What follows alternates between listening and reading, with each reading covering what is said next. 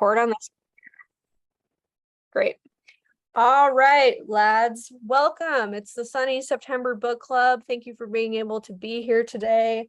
We're going to be talking about Dogs of Summer by Andrea Abreu, which is a debut translated from the Spanish by Julia Sanchez.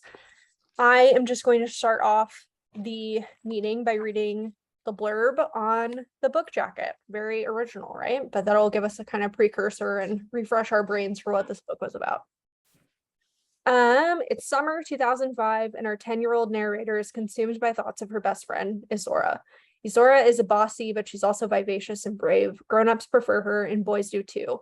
Sometimes she gets jealous of Izora, who already has hair on her vagina and soft round breasts. But she is definitely not jealous that Izora's mother is dead, nor that her fat, foul-mouthed grandmother has Izora on a diet so that she's constantly sticking her fingers down her throat.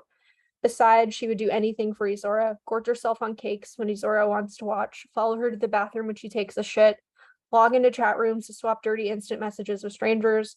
But increasingly, our narrator finds it hard to keep up with Izora, who seems to be growing up at full tilt without her. And as her submissiveness veers into a painful sexual awakening, desire grows indistinguishable from intimate violence. Yes, I am just going to start out with, I guess, my overall reading experience of this book. I think we can flop in and out of like the actual plot and how the book progresses, but also some more like larger thematic things that are going on here. I really enjoyed this. I think this is such like an intimate portrayal of girlhood and that kind of like obsessive longing that can come up when you are experiencing some of your most intimate relationships when you're like at this very tender age. And I think exploring it through the context of friendship was just like a really smart and more universal way to explore some of these kind of violent and volatile, more emotional aspects of very young childhood, right? The blurbs of this being related to Fernanda Melchor, blue is the warmest color, all of the Ferrante comparisons. At first I thought, I was kind of scared going into it because that's a lot to live up to, but I actually think it does a great job of walking that line and also kind of giving the reader something new. And I think that something new is hyper specific to the early 2000s when this is set, right? That felt like a really fresh take on this kind of archetype of a novel, which is focused on female friendship and the very complicated power dynamics that are in between. I loved it. I want to go to the Canary Islands. What a fucked up, weird, violent relationship these two have. Let's get into it.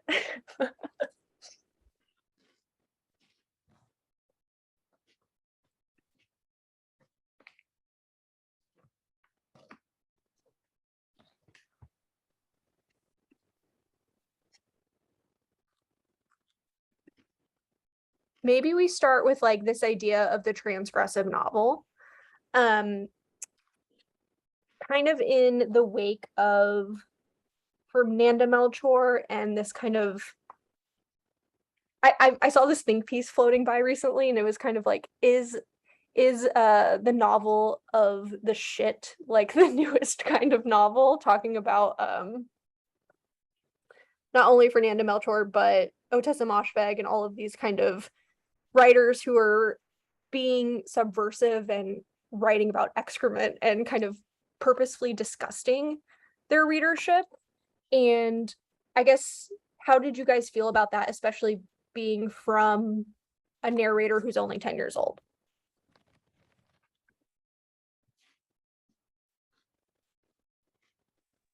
Yeah, I think for me, like my biggest issue with it was I wish she was just like a little bit older. Just like conceptualizing all the things that happened specifically to her, like I'm thinking about like the cave scene and everything. I'm like, it's really rough to imagine for a 10-year-old, but I definitely get like that genre now. I think it would have been harder for me to enjoy this book if this was my entry point to it. Like, thankfully, I had read like Moshfegh and Ferrante before, because jumping straight into this, I think, would have been like really rough, even though it's like fairly short for a book,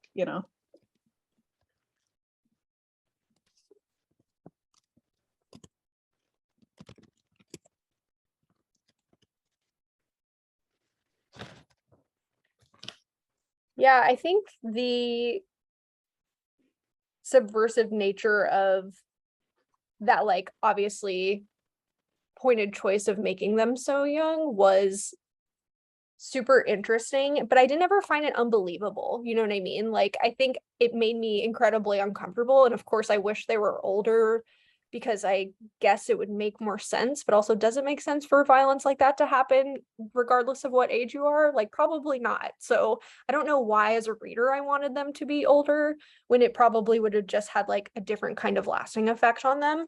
Um, but like this idea of just desire and her desire to impress Izora, to want to be her, this like very budding sapphic relationship that's happening between them, of like a sexual awakening very obviously happening within Shit's psyche.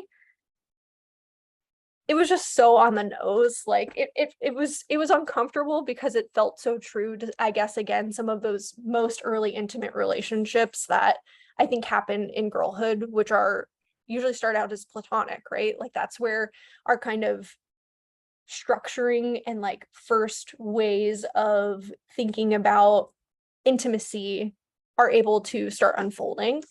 I thought it was really powerful.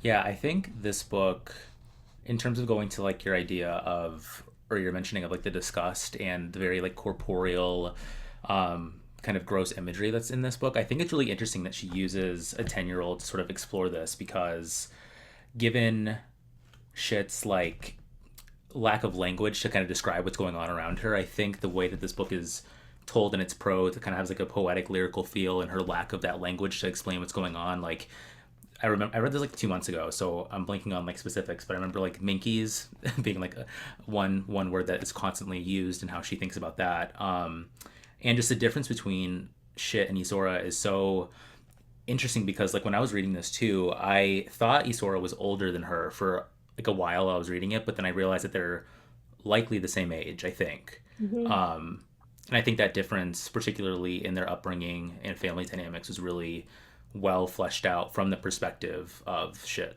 But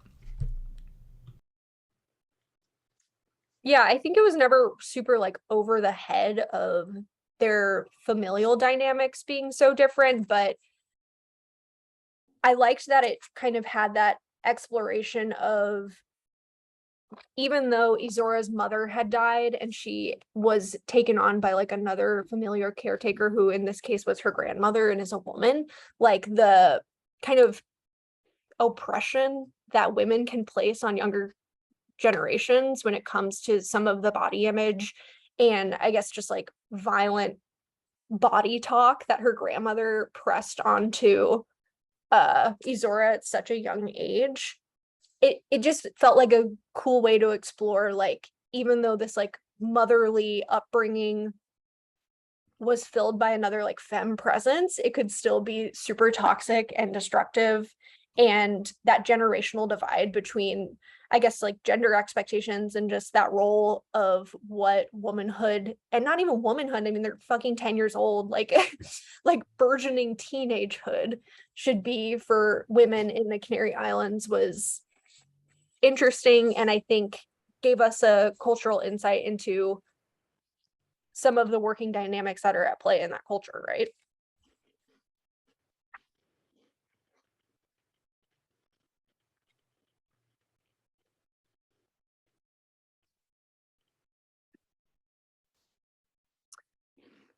Another thing that I loved that I think this book did really well was setting. The book takes place at the base of this volcano, and that being used as a metaphor for this like burgeoning girlhood and sexual awakening, all of these things. I feel like that's something in other books that could really give me the ick, like nature metaphors, and it kind of can just get sloppy or a little trite too fast. But I think with all of the, again, powerful dynamics that are at play, I loved it in this book, and I thought that the author did it really successfully. And some of the volcano imagery, even like the more fever dream passages in this book that were kind of imagined of what this erupting would be really stayed with me, and I think were some of the most impactful parts of the writing. Because even like it's in dialect and it's in this kind of choppy 10-year-old narrator mind, but fusing that with more of this more powerful nature imagery, I found really successful and definitely helped me round out the child narrator-ness of it all. You know what I mean? Yeah, I think that's one comparison I can make pretty clearly to Fernando Melchor. I think more specifically, no, I think kind of in both ways, to both Hurricane Season and Paradise, where I think Melchor also uses setting in a way that kind of makes it feel like it's its own character that's sort of this force playing on the characters that we follow. And I think she does that really well here too. But I think this one's a little bit more singular with that sort of symbol of the volcano. I think you're right. And I wanted to ask because I'm trying to recall like near the end of this book when there's like this fever dream segment, I think, of like when it's erupting. Like I wanted to know what you all thought about that part because when I was reading it, I thought it was real, but then it wasn't. So I don't, at least from my memory. So yeah.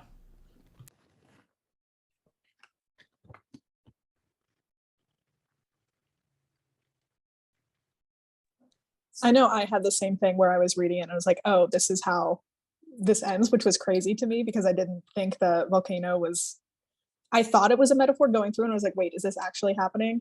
And then once we moved on to the next chapter, I was like, oh, okay, that was just like her impetus to be friends again with Izora. Um, I also called her Isadora for like 50% of the book because I just like did not read that name properly. Um, but yeah, I thought that was handled in a really interesting way because I think it again showed like her age in such an interesting way that I wasn't able to like draw comparisons to in anything else I've read.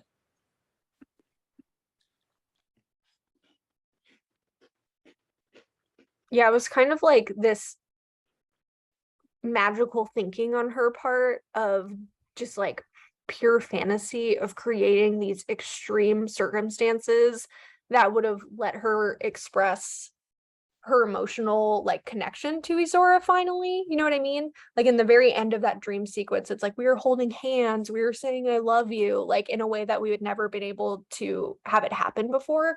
So it was interesting, even in her mind, she was like conjuring up this the extremity of this situation that would bring them back together again. And again, just like kind of showed that weird emotional dissonance between them, that they were so close, but like because of so many different circumstances, she wasn't able to express that and show it to her and had to like conjure up literally like a natural disaster to kind of be able to place and speak more freely about their importance to one another. I thought it was really interesting. Again, though, I read that section like 3 times. I was like, okay, so that was fake. I was startled by it too. I was like, okay, yeah, dream sequence, moving on, cool. But definitely one of my favorite parts of the book was that short little vignette, and had a super lasting impact on me. Like I'm still thinking about it, and I think was one of the meatier parts of the imagination and like great stakes that she had to get to in her mind to just again be able to express really simple intimacies.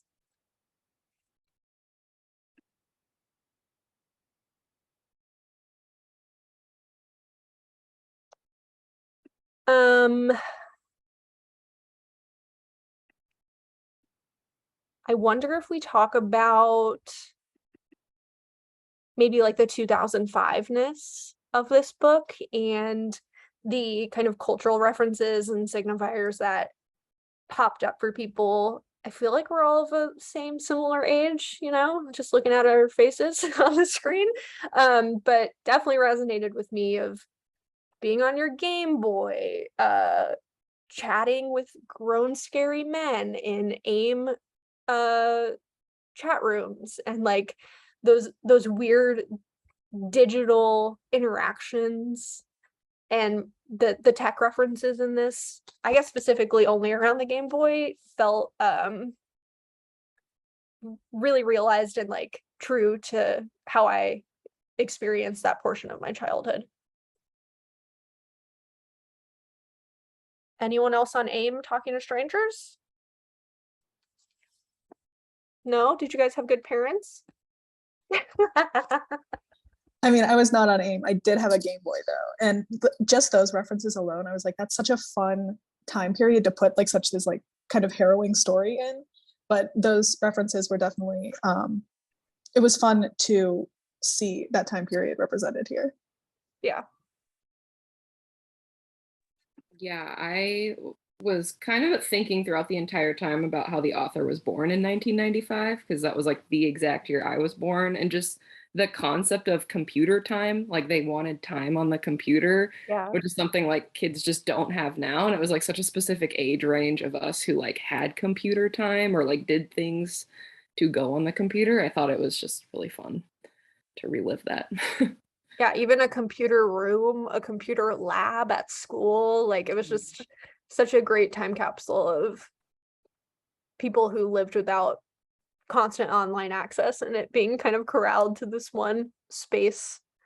And again, I guess just like a really singular way of what it felt like exploring these more sexual urges as like a really young child and the outlets we had for them. Definitely something me and my friends did at sleepovers was like get on AIM and talk to strangers. Did not have great computer parental controls going on in our computer room at home, but I was just like, yeah, that was I'm happy to have seen that in a book because it feels like something maybe no one else experienced, but obviously it was kind of a cornerstone for a lot of people growing up.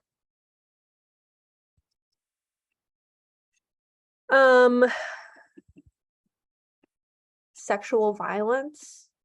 Should we talk about that? That was maybe obviously one of the hardest parts of this book was this cave scene and shit trying to impress Izora in this way that like put her body in direct harm. How do you think the author handled themes of sexual violence in this book, and does anyone have any thoughts about that?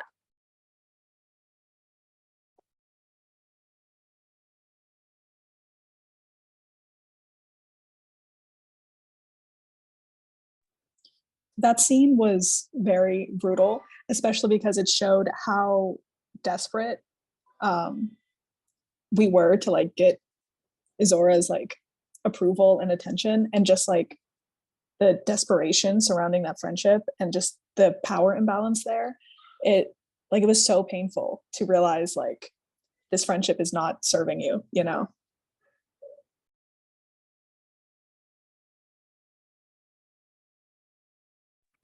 I feel like it was just so tied into the narrator's like view on men, like having that happen to her in that way. And there's that whole part where she talks about how like men remind her of like the leaky stuff that come out of garbage cans. And I just think like that only solidified that for her, and like her wanting to escape and be with her family and be like around women that she trusted and wanted to like, I don't know, like curl up on the chair next to. Like I just thought it was like such a kind of, I mean, horrific, but like also great dichotomy with those two, like the female and the male sort of space that the narrator kind of goes back and forth between.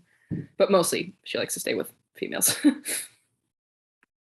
Yeah, I think that's a great point to bring up. I think the only male experience or character that's like really fleshed out is Juanito, who is the childhood friend who lives next door, and Shit and Izora kind of rope him into playing with them, and he gets brutalized by one of his relatives for playing with Barbies with them, right? So I think again, like Izora's grandma, the character of Juanito and his caretaker, whoever that was, I think it was his dad, just like the gender violence at play in the island, and Shit's wanting to escape and be with like more women and femmes in her life. I think that's a great point to bring up. And seems like it makes sense for all the violence that Shit has witnessed in her life of trying to escape men even at this age, right? I think it's also really interesting that the two like most violent scenes in the book are surrounded by all this like female grossness, but like I personally like didn't bat an eye at all of that. It's the scenes with the men being violent that are like the most horrific to read about. Yeah. By female grossness, do you mean like the masturbation and like what do you mean by that? Just like all the pooping and stuff. Yeah. Just like constantly surrounded and like talk about like bodily excrement and stuff, you know. Cool. I mean, not cool, but yeah. What was this? Okay, so I read this like 2 months ago too, and I was breezing through it today in preparation for this. But what was the scene with them shitting in the box? Can someone remind me of how that took place in the book and what the setup for that was? Yeah, I just read that today. I finished like the second half of it today. She talks about like eating this like stew like that Izora'S grandmother made for them, and she doesn't like it, and it like sits in her stomach. And she talks about that like feeling that is such a like 10-year-old way to describe that feels kind of nice when you have to poop and you don't want to like release it yet. So you just like sit with it. Well, of course they go and play Barbies and she sits with it for too long. And so she tells Isora, she's like, I need to go poop. And Isora's like, well, my like grandma doesn't let us poop in the house. And the narrator's like, I don't know if she's lying or not, but like whatever. And so she gives her this like candy box essentially Yeah. to poop in. And then she poops in it and then they push it behind like the mini mart's fridge. And it sits there for like months until yeah, like the grandma finds it and I don't know, like it probably beats like Isora or something. Like she doesn't see her for a while because of it. Oh man. It's definitely 10-year-old shenanigans though. That's not shocking to me at all. Yeah. Something that also just popped into my brain was like the power dynamics even of Izora'S family owning the mini mart and like Shit's family, like the whole village has to go there and like get food from them. So even the power dynamics from like a familial, like even higher level than just their little friendship is just unfair and unbalanced from that way. Like it's always in service to her. That's an interesting additional layer of the book that I hadn't really thought about and how these characters are placed.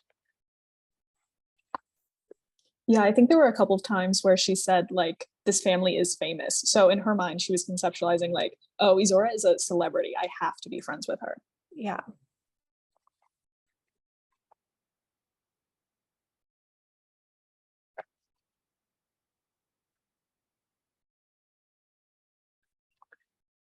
Hmm.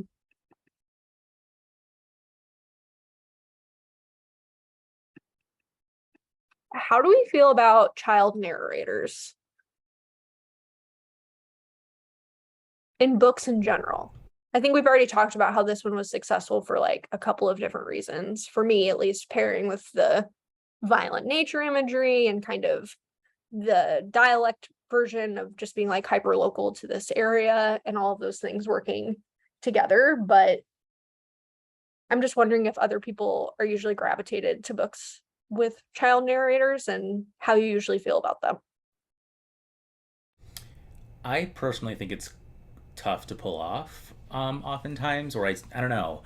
I haven't read enough, I think, to have like a fully formed opinion, but the other book that I thought of was Childhood by Tove Ditlevsen, which I think is another, is in the first of the trilogy of her memoirs, but I think that's another really good example of a different example of embodying a child voice. But I think this book is so interesting because with its sort of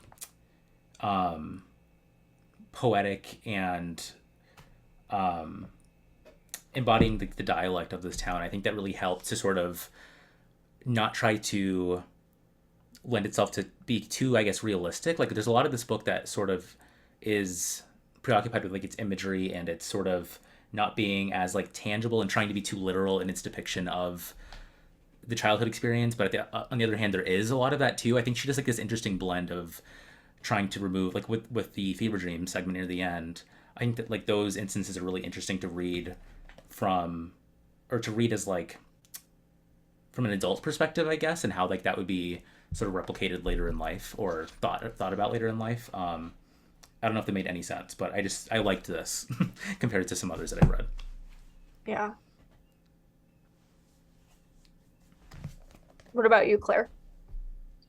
Yeah, I don't think I've read like much else like narrated by a child. The only thing I can think of is Lapthona, and even that it's like snippets, not all of it is Merrick's point of view. And I feel like he's like 14 or something, right? Like he's definitely older than Ken.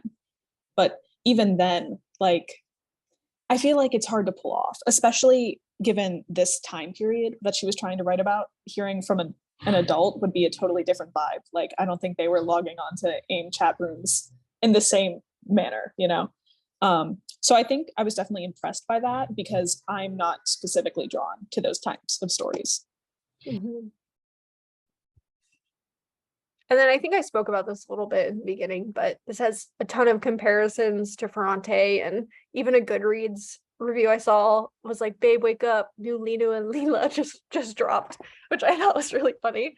And I would love to hear from the Ferrante head himself how he feels about those kind of comparisons, and if you think there's any merit there, or if that's just like another buzzword that we put on new debuts to kind of get them into the marketing machine.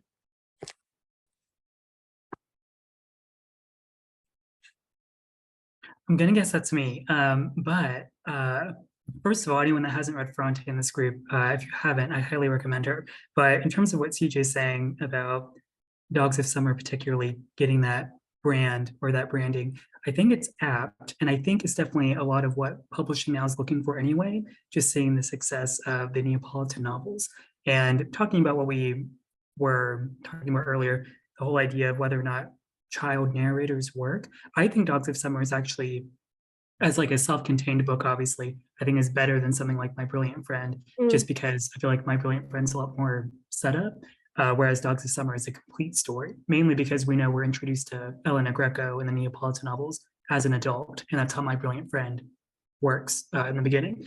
But beyond that, I think the claim is true, and I think that Goodreads review is really funny. But I think what mainly sells something like that is because I think children in general, I guess, or at least what I understood from Izora and Shit, is that they really wonder, like for me at least when I was reading about them, they were wondering like, when do I determine that I'm a person? Because now that we're all adults, we obviously have personalities and things we like and interests. Whereas Shit and Izora, other than things like sexuality or whatever, they're wondering, who am I? Like, why do I like things that I like? And for me, I found Dogs of Summer the most successful in the instances of like the AIM chats or anything, based on basically seeing as girlhood in general will always be a victim of something like the male gaze, whether or not someone in a chat room who's 25 or however old he was, he didn't know they were children, I hope, but he was clearly like always sexual anyway, as the intent of probably the type of chat room they were maybe in, even though their, teacher was like, I'm a guy that doesn't like trouble. So they were still stirring the pot anyway. But I think just spaces like that, even introduced so young, it teaches Izora and Shit that regardless of them being maybe rebellious, even to assume that girls have to be, the opposite of cuss words and whatever, that they always have to go through something like that. As we talked about earlier too, which I'm really glad we talked about, is their friend that was playing with the Barbies, and clearly he has his own type of branding too that he has to obey and follow through masculinity. So there's one part I really liked in the book, and sorry in advance, I know I've been looking away a lot. I'm just looking at pages that I took pictures of from my library copy. There's like 50. My whole phone is just pictures of the book. But there's a part I really loved, thinking about why Shit is so drawn to Izora, I think. And it's something about how she feels like she can't really relate to her anymore. Here I put, says, Izora was somewhere else. This was page 112. Izora was somewhere else, I realized, somewhere I couldn't even see the beginning of. And for a second, I felt scared that she'd realize how innocent I was, or that she'd get tired of me nodding my head and keeping my mouth shut. So even with something like that, as compared to earlier, page 91, just a few pages earlier, she says, sometimes I wondered how she knew so much stuff I didn't know. And then I got sad because I didn't have a sadness on my own. My sadness was the same as Izora's, except inside my body. It was kind of like a fake sadness. like 2 copies of the same sadness, like a knockoff sadness. That was me. I had no real reason to be sad. So I just made one up. So I think even saying something like that, for when it's sad, you know, a 10-year-old saying that, but I think it speaks to a lot of how I think kids always seek something to imitate, among other things that we talked about, like the lack of a mother figure initially and how that becomes, you know, usurped by someone else. And then even what we already talked about too, in terms of sexual violence, how unfortunately, maybe that's just something that Shit saw as either trying to distinct herself from Isora, which is unfortunate, or again, the idea of sadness that she feels like she has to make up a sadness because maybe she thinks that's like a rite of passage of girlhood, which is really sad. And obviously something I don't think, but I just thought was really interesting. And I feel like I've talked for like the past, like a full 5 minutes or something. So someone else can take the reins based on any of that stuff. CJ, I don't remember your question about, I don't know if I answered it. So I'm going to mute myself. Loved. Thank you for sharing. Big brain energy always. I think I asked you about Ferrante and this book deserving those accolades, which you said yes. But I love that quote you just read, especially about the mimicry of this like mock sadness. And I think what you just said about childhood in general needing something to mimic or to model themselves after by is like another hugely important thing in this book, and kind of a more, I don't want to say biological, but maybe a less specific and a more baseline reason of this desperation, right? And that kind of instinct to be like her, it's kind of more grounded and less about them as people. It's just kind of that age you're in and the way your brain is forming, which I think is a good thing to point out. Alex, I'm so glad you mentioned that quote because I feel like that kind of gets at what I was attempting to say earlier. I think this book is interesting because like I'd love to hear your all's takes on this, but like since this is a 10-year-old narrator, I think this is a good example of how I feel like this book, like, do you think this is a realistic way of how a 10-year-old would think about the situation, giving this sort of this description of that feeling, or is it more so like a replication of how the author would kind of explain that through a 10-year-old's lens, but that's not really what Shit would actually be thinking? Or do you think that is what she would be thinking? I feel like this book does that so well, and that distinction, it doesn't bother me as a reader, but I do think it's interesting, and I think it would be challenging to write from this perspective in a way that's not purely, I guess, literal, if that makes sense.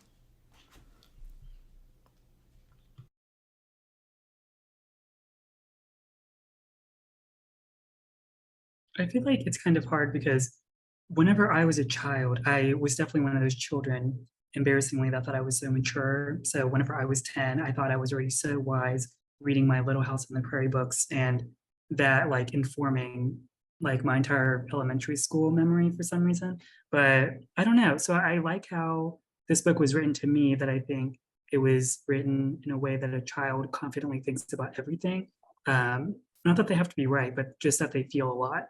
And I think that's displayed here really well without being like predictable or like, well, I guess it is childish with the use of language because it is really relentless. But yeah, I don't know. I think it's just hard because I feel like every time I'm 28 now, and I like, who knows, in 10 years, maybe I thought I was so smart, but then I'm like still dumb when I'm 38. So that's kind of like been my whole life, where I've been young and then I thought, you know, I know everything I'm gonna know, and then I just keep learning more without remembering what those things were. So I think this book was written really well from like a child that I can think of, without it being like literally for the audience of children, keeping that in mind. Because I'm, you know, authors who are adults that write children's books, they're aware of the type of 10-year-old they have to be writing.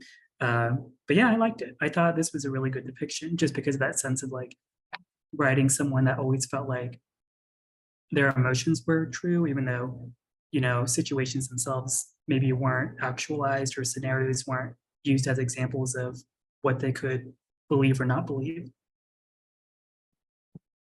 Yeah, I guess it felt true to like the precocious child that Shit is, if that makes sense. Like, I don't know if it would have felt realistic to like any old 10-year-old, but knowing Shit is able to kind of pull off this mimicry and recognize the exact elements of what is missing in her or what other people are experiencing, and just kind of that like emotional awareness that shit seems to have to be able to pull from other people. I do think it felt realistic and not too hyper in the author's mind. It felt like it was coming from her. Is that what your question was? Yeah, totally. I mean, I think the question's like a 10-year-old can't write this book. You know what I mean? But like, I guess my craft nerdiness is like, I wonder how, as a writer, you embody a 10-year-old without having like shitty writing, and making it too like literal, I guess. So yeah, totally.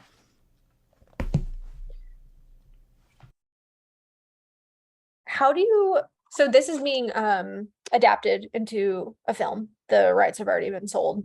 How does that like immediately make sense to you guys? When I read that online, I was like, yeah, of course.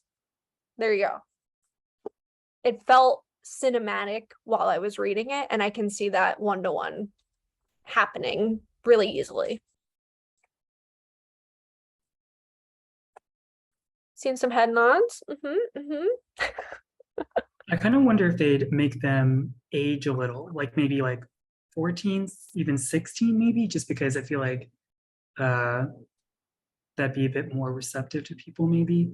Because thinking back to Jalen, I guess one way in which wondering like, why are these 10-year-olds like?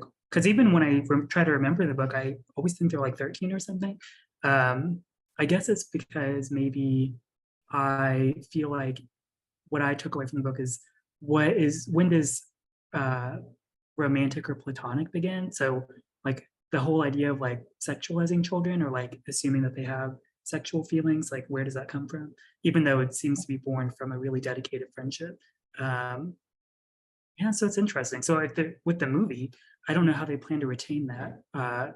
Especially, I'm sure there'd be like a lot of internal monologue or like a voiceover or something to try to get at those feelings.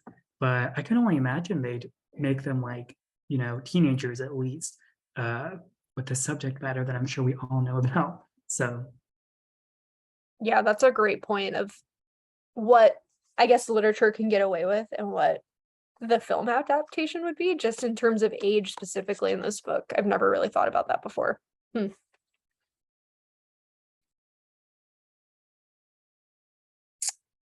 Well, this leads us to our final chapter, lads. The big one. The big surprise at the end. Izora'S death.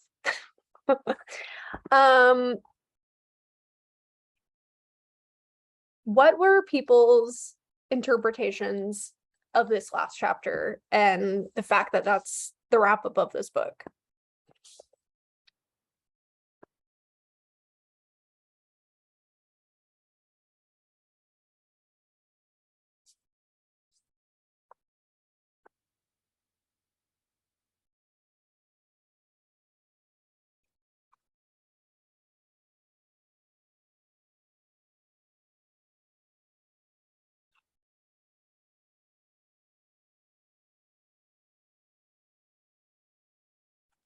I kind of liked that ending. I don't know. It just made me feel like I felt like I did have a purpose reading this book. Like I liked their friendship. I liked watching it progress, but like I was just kind of like, well, where are we going to go with this in the end here? What's going to happen? And I think like her dying was just so um it just made a lot of sense, and it also kind of was unfortunately like shit's fear like fully being realized. Like Asora's like truly ahead of her now, and like she'll never catch up. um and also just the fact that it was like the ocean, and like that was something that they wanted the whole time. I just felt like boredom was a lot of this like book too, and being bored and being a kid, and like them all summer wanting to go to the beach, and like Asora being able to go finally, and then that happening. I don't know. I just think that it was a good ending. I agree with Brandy. Very satisfying, I think, plus there was like a bunch of cloud imagery. So I was wondering, like, it felt very like back to the natural or whatever. So I could kind of see it that way too. But yeah, I liked the ending. I liked it too.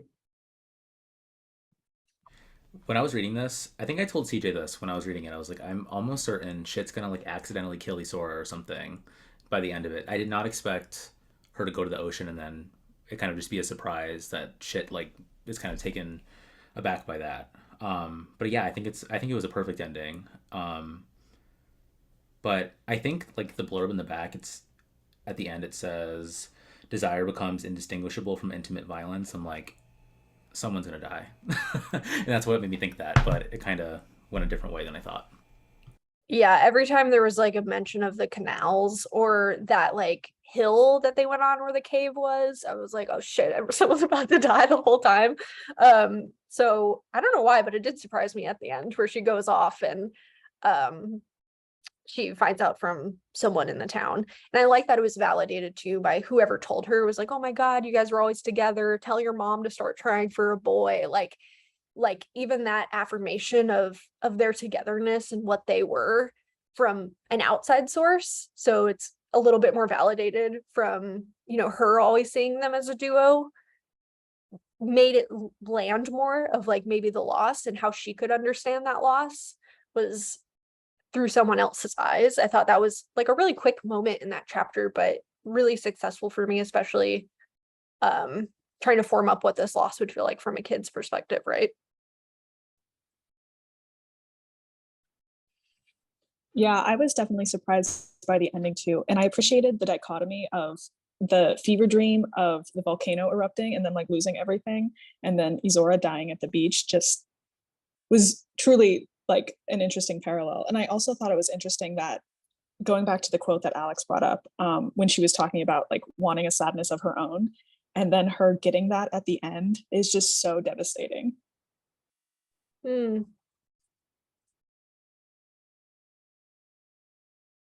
And then her walking towards the ocean alone with the dog. She's on her own little journey at the end. It's good. It's a good ending.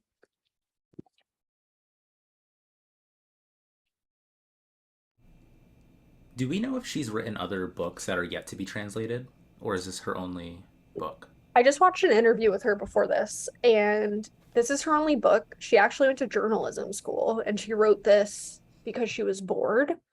And then it like got picked up and edited by a writer that she really liked. I forget who edited it now. I don't think it's anyone blurbed, but it's another author who writes in Spanish, who is not Fernanda Melchor, but I can't remember.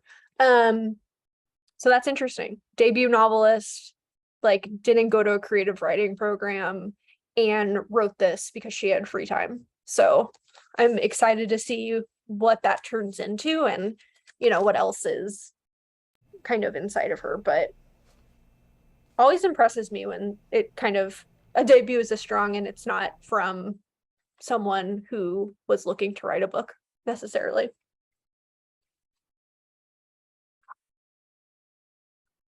Cool. Anything else we want to touch on that we didn't cover before we wrap? I guess one last thing. I can see this being on the International Booker long list at least.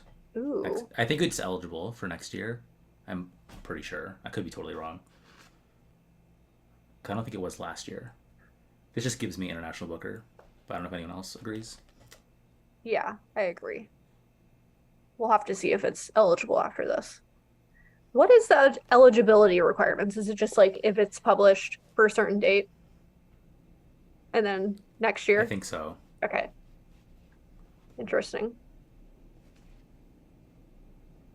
My final takeaway is that I'm, as much as I don't want to, I think my brain is going to use bottom burp in my daily language. So that's going to haunt me at least for a few more months. But you know, I'll try to break free from it.